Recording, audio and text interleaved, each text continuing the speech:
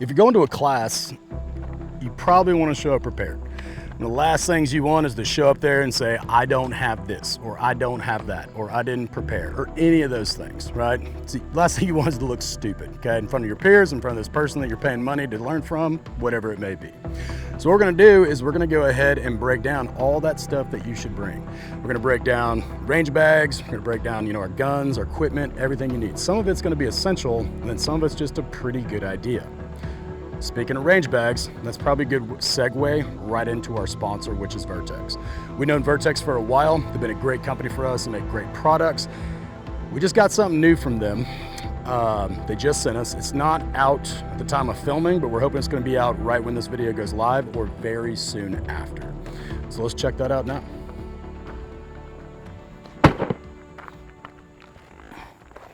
All right. Our range bag, right? So this is the new Vertx RLT duffel. This is the 80 liter. They also have a smaller one that they just sent. So first couple things about it: shoulder strap so you can carry like a backpack. External pocket on the outside runs along there. Another one on this side, and then here you've got your dry pouch for your muddy, wet shoes and clothes and everything else like that.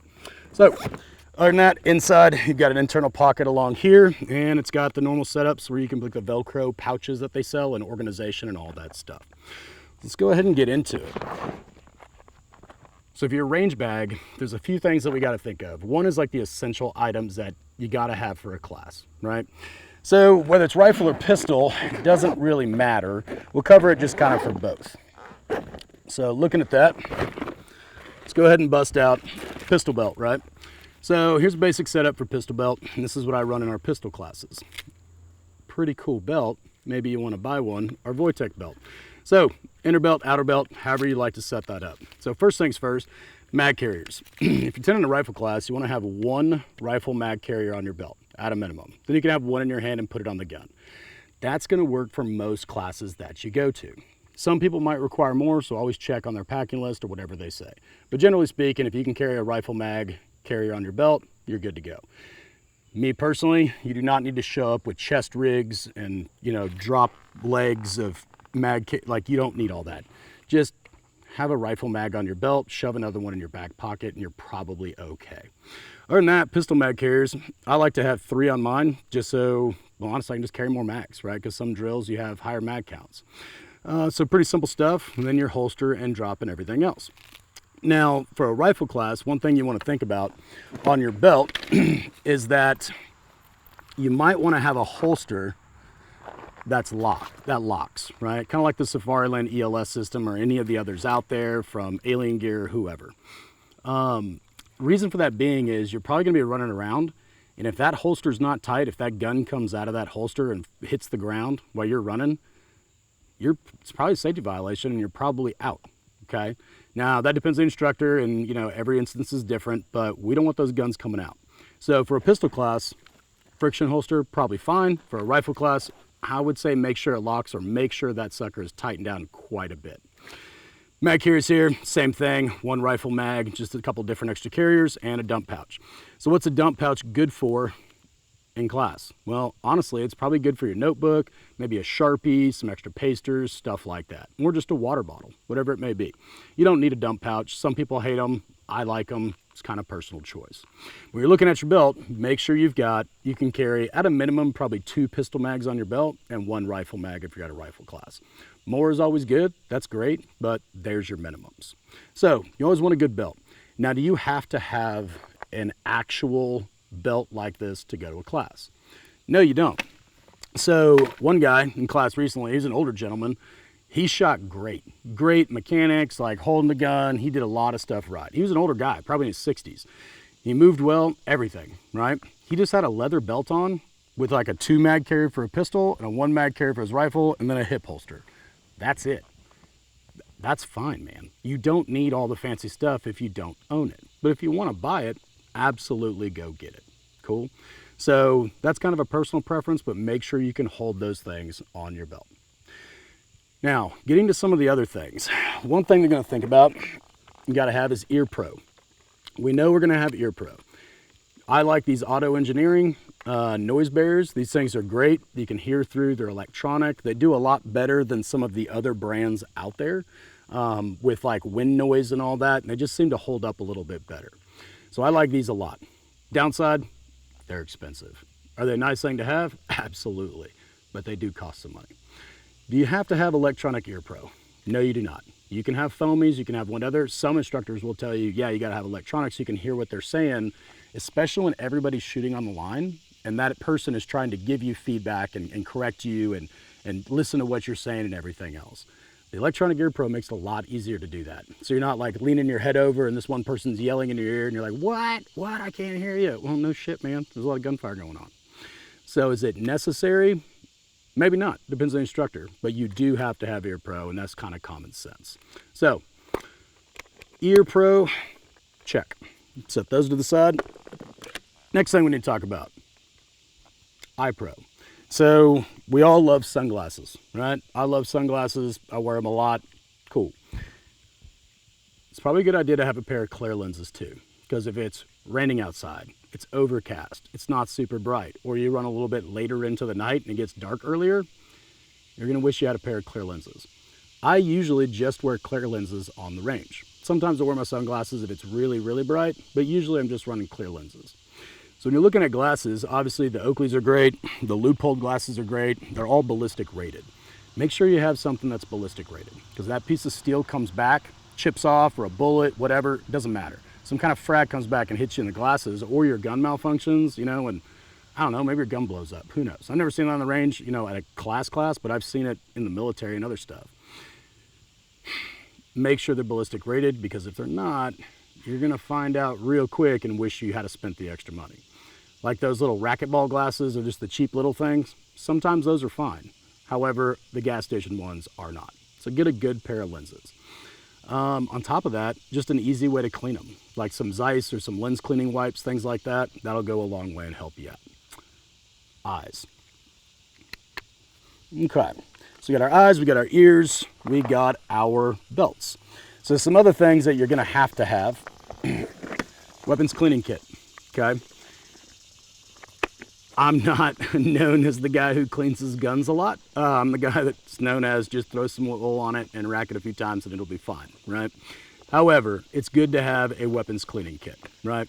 You got different stuff in here, your brushes, your cleaning, your rag, all that crap. And if, you know, I usually put a Glock front sight tool in here, but common sense, it's a good thing to have with some bore snakes. Every weapons cleaning kit is different, but I've got mine in here and we're good to go. Again, I'm not Mr. Clean It all the time. I run it until it starts malfunctioning and then I wipe it off, right? I might clean it well once a year, just kind of get the rust off of it. But again, everybody's different and every gun is different. Some have tighter tolerances and need to clean more.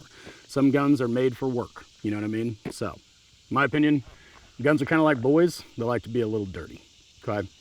So, weapons cleaning kit. Next thing that sounds like common sense, but you'd be shocked how many people don't show up with this, is simply a range jacket, okay? So, your range jacket. Man, just another shameless plug for Vertx, right? So, get a good rain jacket, whether it's this one or something else, but this one's worked really well for me. It's cut a little bit different for shooting, so it's made to bring your arms up and not get super tight like some of the fancy ones out there. You know what I mean? I like this one a lot, but you'd be shocked how many times I didn't think I'd need this, and I do. This always stays in the bag, goes with me everywhere. At one point I had like 2 or 3 of these in there because, you know, I might pull one out for my kid or my wife to use and I forgot about it. So we always got our range what's that called? Waterproof jacket, a rain jacket, not range jacket. Been in classes where it was sunny, no rain forecasted. Sure enough, man, poured for like 3 hours. And if you go to Florida for a class, it's gonna rain, okay? Just bet on that. So, range jacket, pretty simple stuff. Gun oil. So, I like these little Lucas oil gun oils. They're great, but mainly just because the little cute little metal tip that comes on them makes it real easy. Gun oil, that's pretty obvious. Whatever kind you like, have it in the bag. All right, there's only a few more things in here that are probably considered absolutely necessary. And to me, this is an important one. It's gonna be a training journal. How many times we get asked, hey, can you send us out a document with everything you said with like notes on it so we can refresh ourselves? No. Get a notebook, take notes. Now, you can do that on your phone. However, some instructors don't like that. I don't mind, you know what I mean, as long as you're not getting on Tinder or Grindr or something. But it's probably just, you know, you have a notebook and pen and stuff to write things down. You can draw things and do stuff like that. You know, have a notebook. You can't go wrong with this because there's going to be some stuff that you want to remember. And that's just, you know, respectful and professional and everything else, so you don't have to hit us up later. So retain the information, have a good training journal available on the website, right? Or just go to Office Depot and get something. Cool. So training journals, stuff like that. Now let's look inside of our little pocket right here. The last thing I would tell you that is probably a necessary thing to have is just a Leatherman, right? There's going to be a point where you're going to want some kind of tool. You don't have to have a full tool set because chances are someone there will. I don't know how many times you pull up and this dude has like an entire tool chest, like an Armor's tool chest in the back of his truck. Someone's probably going to have the tools there for you. However, having a Leatherman's nice, right? Do what you need to do, clean it out. This one's like a little AR-15 demo kind of one. But yeah, pretty simple stuff. Other than that, I think the biggest thing that you're going to want to remember when you go to the range is going to be food and water. It's best to take a lunch. Some ranges you can go out and get something, absolutely, right?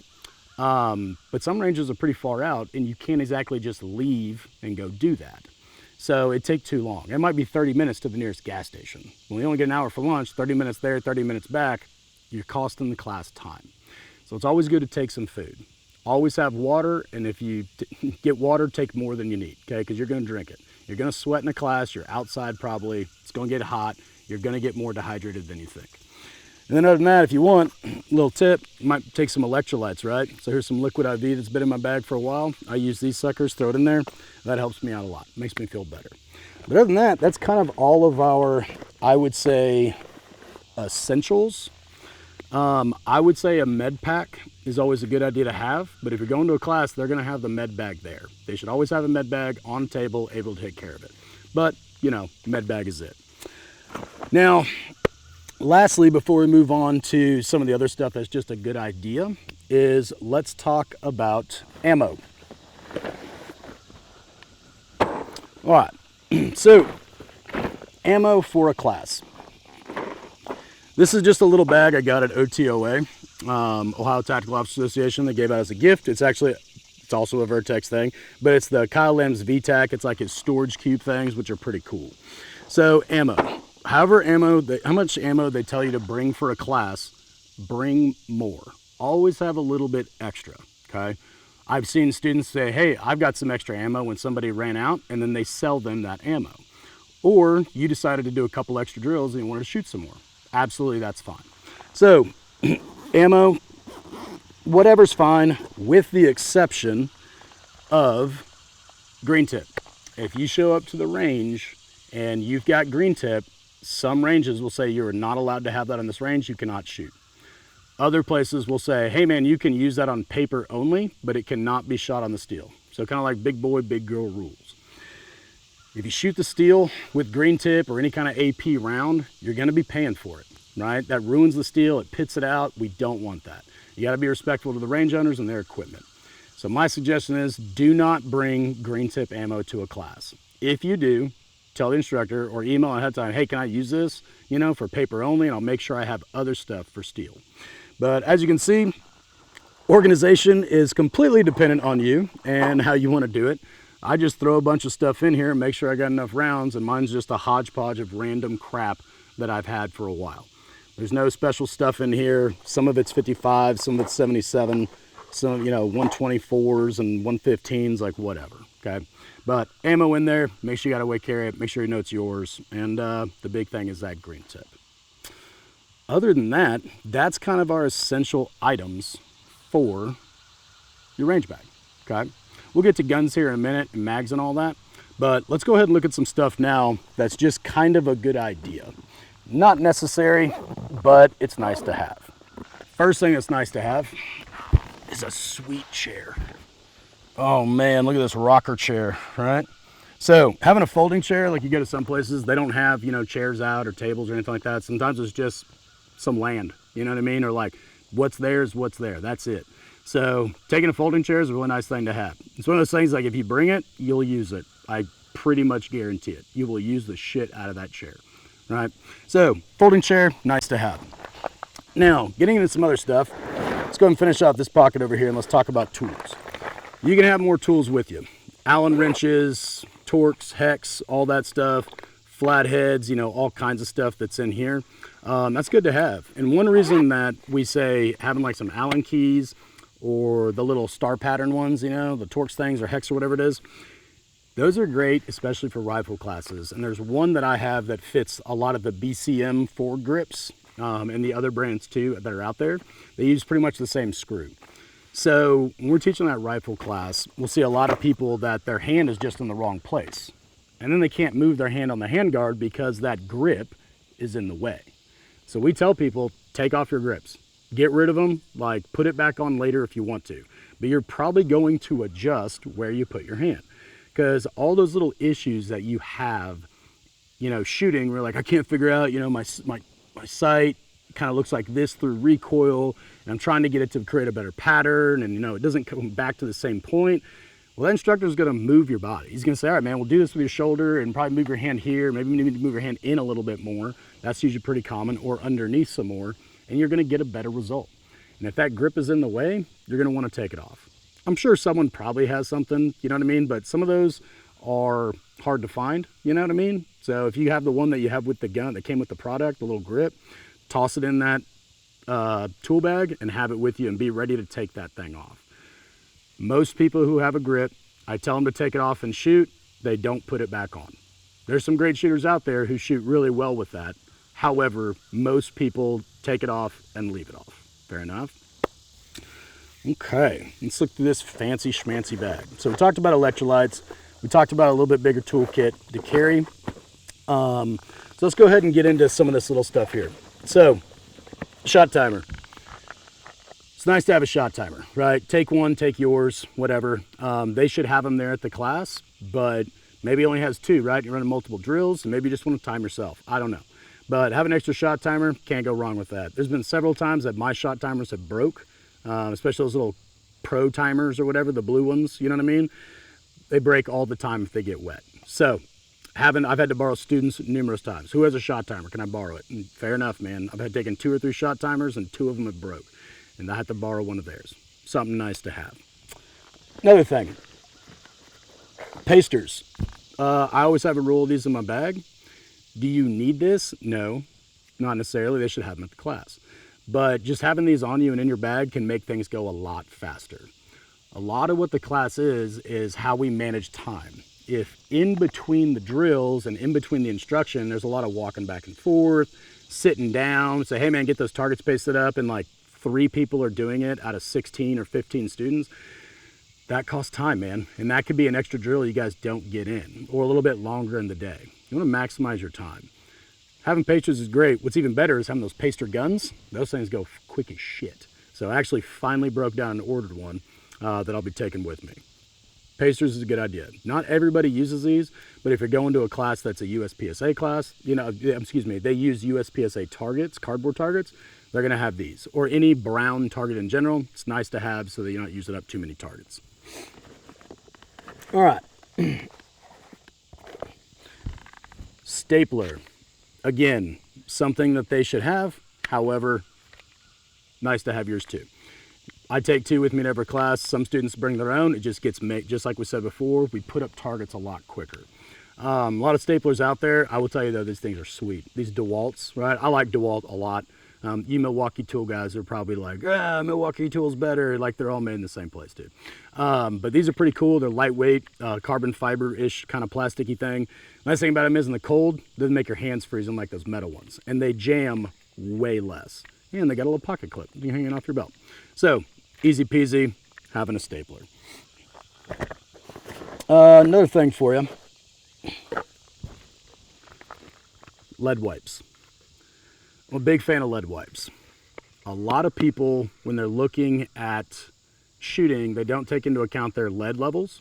Watch a video of Jerry Mitchellek shoot on his channel. You ever seen those big fans that he has on his range and he'll turn it on? And you're like, why does he turn this fan on? That's to get that lead in the air away from him. And the biggest place that you're gonna get lead exposure is obviously shooting. It's on your hands, right? On the magazine, stuff like that. Then kind of on your face where the, combustion goes and, the rounds eject. But it's also on the steel. So if you're picking up and handling steel, I highly suggest you use gloves when you do it.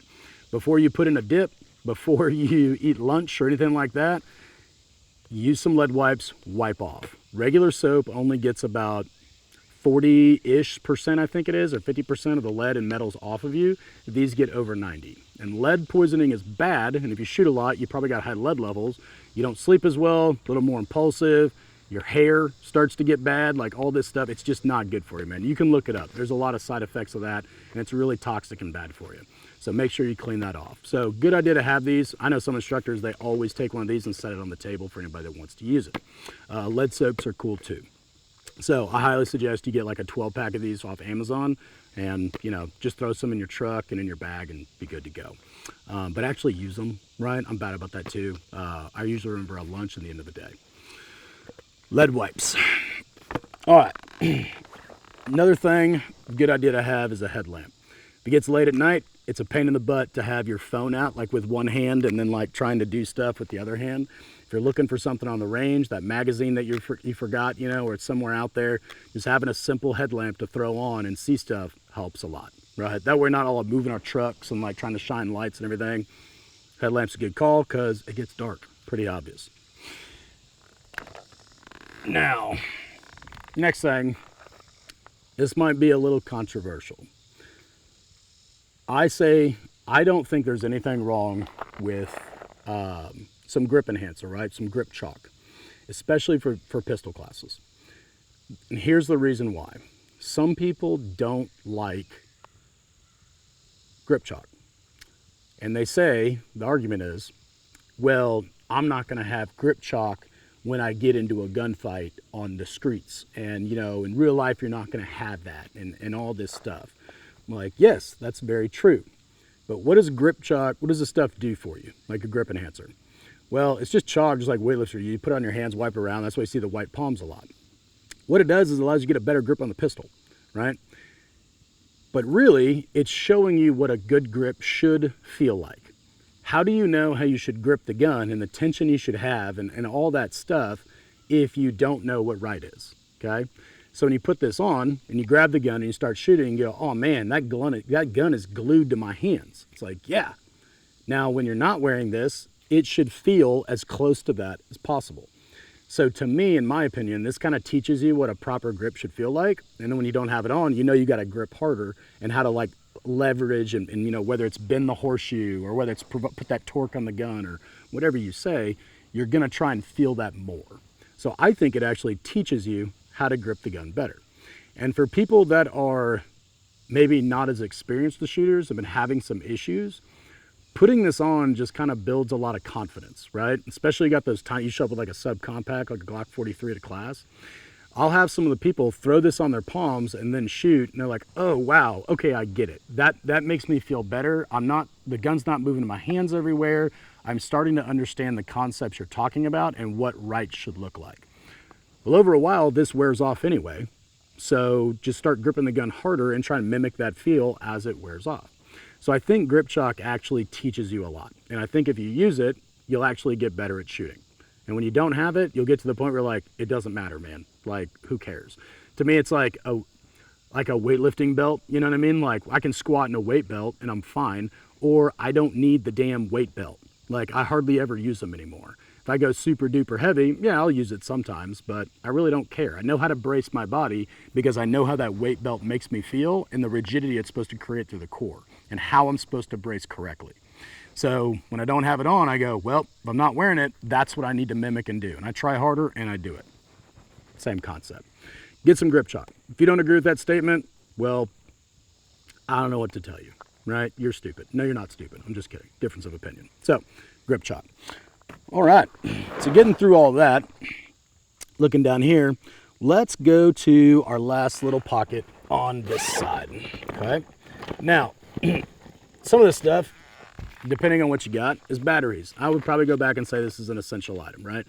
Have some extra batteries for your stuff, right? Whatever optics you got on your guns. So, pretty common sense. 2032s for my pistol red dot, and the 123s for my LCO on my rifle. My DP Pro rifle. Always got extra batteries. Now, last couple things is just markers, right? You don't have to have a ton of markers, but having a Sharpie is probably a good idea. This kind of goes back to the paster thing. So an example of that is, in rifle classes, we'll do like some 5-round groups just to understand your holdovers at different distances. So is where I'm aiming, where the bullet's going in relation to that, blah, blah, blah. But when we go up, I'm not having them paste off every time. I just have them mark it off with a Sharpie. Like 1 was at the 10, you know, or the 7-yard line. 2s was at the 15. 3s was at the 25. And 4s if we go farther back from there, just so they can see. Right, and it shows their group, and they can compare the groups to the shots before at different distances. So they understand that cone of deviation, they're not guessing, they know exactly what shots are theirs. Sharpies are good to have. I think more people should have a Sharpie on their belt, or just toss it in your back pocket. And then paint marker. Paint marker, I mark my mags with paint markers. I use a yellow marker, I put them on the bottom of all my mags, I write my initials DE, right? I know those are my mags. Because I don't care what you say, man, like your mag pull mag looks exactly the same as the other guy's mag pull mag, or vice versa, right? Or your stock Glock mag, your staccato mag, or whatever. Just mark your damn mags. It makes it a lot easier. There's no guessing. Just pick it up. That's mine. If you see somebody else with it, you can call them a thief. You can challenge them to a trial by combat, or whatever you want, right? So mark your damn mags. And if a mag goes bad, take out the red marker and just put a big X on it. No, I got to pitch this thing, or at least replace the springs. So that's pretty much that. So when it looks at our range bag, that's kind of everything we're looking at. Now, there's also food that you got to do and everything else, which we talked about. There's water, always take more water and have some electrolytes. But as its base level, a lot of people show up with extra stuff that they don't need. So understand, like, we got to carry 2 pistol mags at a minimum on our belt, 1 rifle mag at a minimum on our belt if we're attending a rifle class. We got eyes, we got ears, we got water, we got a notebook, and for the most part, rain jacket, you know, for the most part, and a little cleaning kit, that's kind of all you need for classes, like mandatory, right? And again, everybody's different. So yeah, that's our bag. That's what we're using, and build yours out the same. If you have any additions to this, put it in the comments down below, right? If you have anything else you think is mandatory or just a good idea, toss it down there. Range box. So now let's talk about our guns and mags and everything else. So looking at our range box down here, let's go ahead and get into it, right? So this is my box. I've got 2 guns, right? I always bring 2 guns to class because if someone's rifle goes down, I can let them borrow one of mine. I can hand them mine, grab the other, or vice versa. Do you need to take 2 rifles to a class? No. If your gun breaks a lot, then just bring one that works. You know what I mean? With that said, I always have 2. A lot of students bring 2, and I've seen guys, guns go down, they're glad they had the second one. But no, you do not have to have 2 rifles as long as yours works and it's not malfunctioning all the time. Fair enough. So as long as you have a good quality rifle, you got a BCM or a Ripcord or some of the other rifles out there, you know, use that, right? One thing I'll toss in is these little things. This is a chamber flag. I don't require these, but I know some people do. They are nice. They go right between the bolt and the chamber right there to just show that the gun is clear. That might be something that your instructor or whatever class wants you to have. I don't think these are necessary. I just have people lock their bolt to the rear, but some people like them and they're pretty good. I've had some students that just prefer them. So, you know, that's a personal choice. Other than that, let's look at our mags and everything else. So as we do this,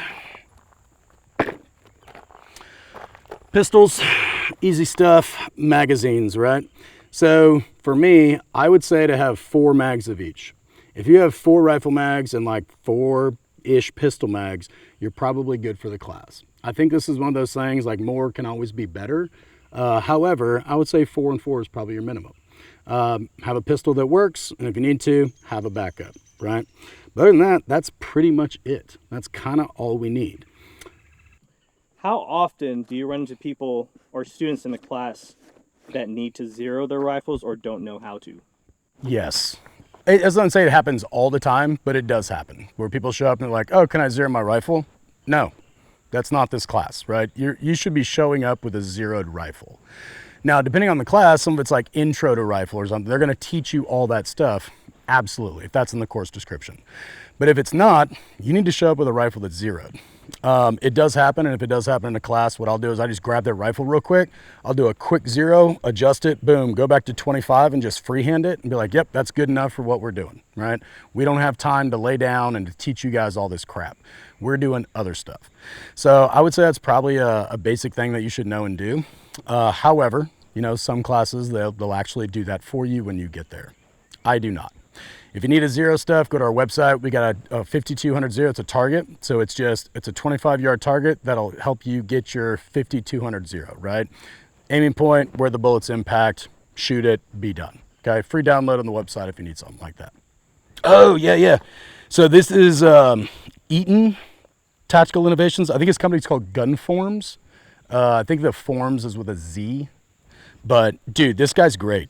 He has every case you could imagine. I actually bought these SKB brand cases because he recommended them and he liked them a lot. They're lighter than Pelican.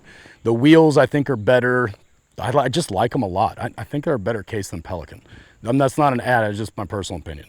So I bought one of those, but he has cases in all different designs that you can do, whether it's 2 pistols, 3, how many mags you want, you know, rifle setup. And this is his double layered design for this case.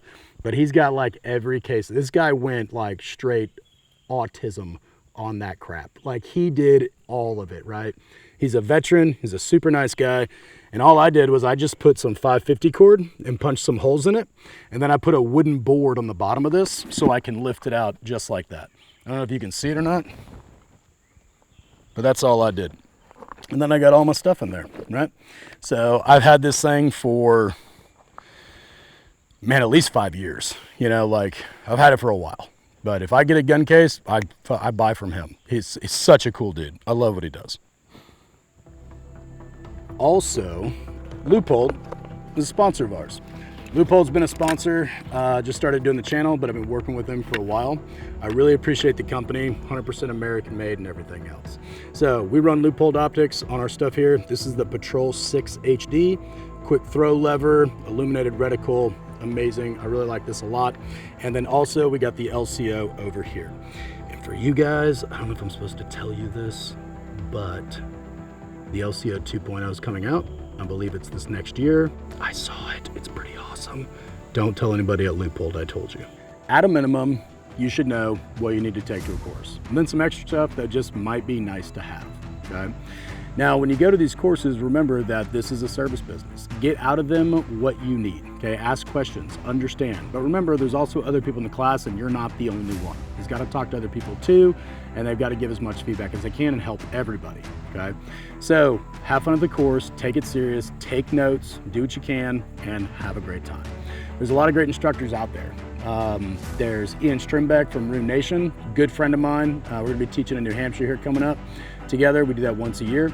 Dan Brokos, Lead Faucet Tactical. JJ Ricazza, phenomenal instructor. Tim Herron, great guy, great instructor. Bill Rapier, AMTAC, he's a good dude. I mean, Vlox Training Group, heard great things about him. So there's a lot of good people out there that teach. So check them out, man. But do your best to kind of vet it. Now, coming up next, you're gonna see in the next video, we're gonna cover some weapons operation, right? What are the basic things that you should be able to do to make it just a lot easier on you in the course, and the instructor too. That's weapons handling, weapons manipulation, just basic operations of the gun. So that'll be our next vid.